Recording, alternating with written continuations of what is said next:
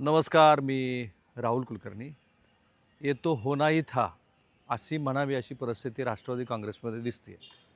सुनील तटकरे आणि प्रफुल्ल पटेल एकीकडे आणि पार्थ पवार एकीकडे असा काहीसा सामना विधान परिषदेच्या उमेदवार निवडीच्या वेळेला रंगल्याचं दैनिक लोकसत्तानं आज सविस्तर असं वृत्त प्रकाशित केलं. काही जुने रेफरन्सेस पण त्यांनी वापरलेत. जुन्या रेफरन्सेसमध्ये सुनील तटकरे यांच्या जिल्ह्यामधल्या कार्यक्रमामध्ये सुनेत्रा पवार किंवा पार्थ पवार यांचे फोटो नसणं, प्रफुल्ल पटेल यांच्यासुद्धा गोंदिया जिल्ह्यातल्या एका कार्यक्रमामध्ये या दोघांचेही फोटो नसणं, ते थेट आता या विधान परिषदेच्या उमेदवारीच्या निमित्ताने. साहजिक आहे, एखाद्या प्रादेशिक पक्षामध्ये ज्या वेळेला अकल्पित अशा घटनेनंतर एक असा नेतृत्व बदल होतो आणि ह्यापूर्वी पण सुप्रिया सुळे यांच्याबद्दल राष्ट्रवादी काँग्रेसमध्ये त्या किती सक्षमपणे राष्ट्रवादी काँग्रेसचा राज्यांतर्गत गाढा चालवू शकतात ह्याबद्दल बरीच चर्चा झाली होती. त्यांनी राष्ट्रीय पातळीवरचं राजकारण करावं, राज्याच्या राजकारणाअंतर्गत अजित पवार यांना इथले मुद्दे, इथले प्रश्न कळतात, कार्यकर्त्यांची, आमदारांची गरज कळते, असं म्हणत राज्यामध्ये त्यांनी काम पाहावं आणि देशामध्ये सुप्रिया सुळेंनी काम पाहावं अशी साधारण मांडणी होती. त्या मांडणीला छेद द्यायचा जेव्हा प्रयत्न झाला त्यावेळेला काय झालं ते महाराष्ट्राने पाहिलं. अगदी हे पवार कुटुंबातलं आहे. आत्ता हेच पार्थ पवार यांच्याबद्दल घडतं आहे असं चर्चा आहे. कारण माझ्या वडिलांचा पक्ष आहे, मी आणि माझ्या वडिलांनी वाढवलेला पक्ष आहे, म्हणजे त्यांनी वाढवलेला पक्ष आहे.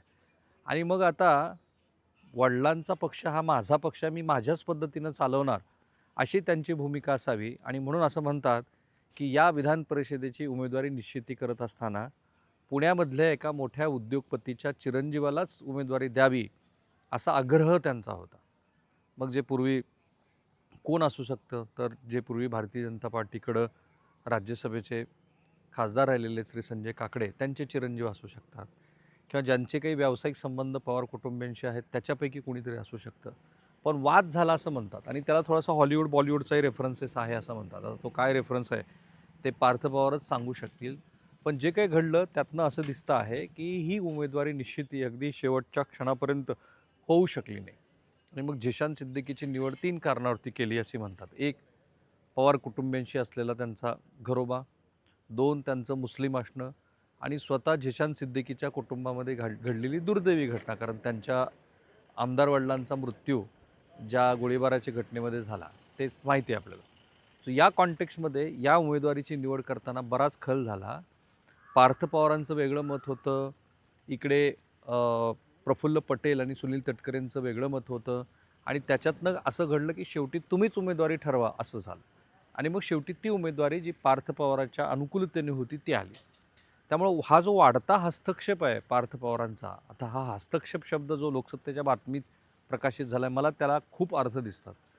पहिला, जे पक्षाकडनं ज्यांना मंत्रिपदाची संधी मिळाली त्या मंडळींनी पक्षासाठी किती मदत केली असा त्याचा अर्थ आहे.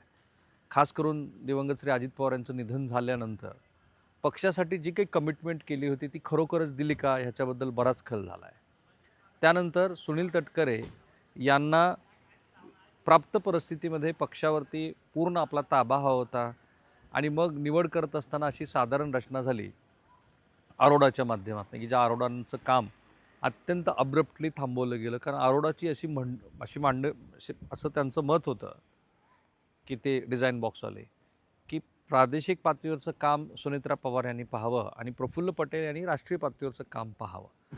पण तोच मुद्दा रोहित पवार आणि मंडळींनी सातत्यानं मांडल्यामुळं पक्षावर नेमकी पकड कोणाची ह्याच्यात अंतर्गत बरीच चर्चा होऊ लागल्यानंतर सुनील तटकरेंनी स्वतः पुढाकार घेत मग आता माझी इच्छा नाही आहे, याच मंडळींनी पाहावं आणि पक्षाची संपूर्ण धुरा ही सुनेत्रा पवार यांच्याकडे जावी असं म्हटलं. कारण त्यांचं स्वतःचं ओबीसी असणं, त्यानंतर त्यांच्यावरती येत असलेला अप्रत्यक्ष दबाव, ते जे सातत्यानं टीकेचे धनी होत होते वगैरे, आणि याच्यातनं मग संपूर्ण नियंत्रण हे पूर्णपणे सुनेत्रा पवार यांच्याकडे गेलं. आणि मग त्याच्यातनं असं दिसतं आहे की हळूहळू ज्यांना ही आकांक्षा होती किंवा खरोखर त्यांनी पक्षासाठी असा काही वेगळा विचार केला होता, अशा प्रफुल्ल पटेल आणि सुनील तटकरे यांच्यासाठी बरेच वाद, प्रतिवाद, अडचणी पक्षांतर्गत तयार होताना दिसत आहेत. आणि भलेही बारामती विधानसभेच्या पोटनिवडणुकीसाठी उमेदवारी अर्ज दाखल करत असताना हे सगळे लोक एकत्रित आले, तरीसुद्धा त्यांच्या एकत्रित येण्याची आणि खरोखरच ते पक्षात तितके मनापासून काम करतात अशी खूप चर्चा अजूनही पक्षपातळीवरती सुरू आहे. आणि त्याच्यात ही विधान परिषदेची उमेदवारी ती निश्चित करताना उडालेला गोंधळ आहे. बघा, अजित पवार यांच्यानंतर सगळ्यात मोठा तशा अर्थाने राजकीय निर्णय घ्यायची वेळ कुठं आली होती, तर त्यांचं स्वतःचं उपमुख्यमंत्रीपदी जाणं, पक्षाची धुरा स्वतःकडे घेणं. तर याच्यामध्ये प्राथमिक पातळीवरती तर असं दिसतं की सुनील तटकरे यांनी पवार कुटुंबाच्या हिताची भूमिका बजावली आणि त्यांना असं वाटलं की ह्या निमित्ताने पवार कुटुंबाचं अजित पवारांचं जे काही आपल्यावरती असेल आणि ते बोलून दाखवतात उपकार वगैरे, तर त्याची परतफेड त्यांनी तशा अर्थाने केली. पण नंतर मात्र असं दिसतं की पार्थ पवार यांच्या अशा पद्धतीनं पक्षामधल्या हस्तक्षेपाचा, कथित हस्तक्षेपाचा, कारण ज्या मंत्र्यांचा मी उल्लेख केला की मंत्र्यांनी खरोखरच पक्षाला पैसे दिले का? डिझाईन बॉक्सला जे पैसे दिले त्याची काही गरज होती का?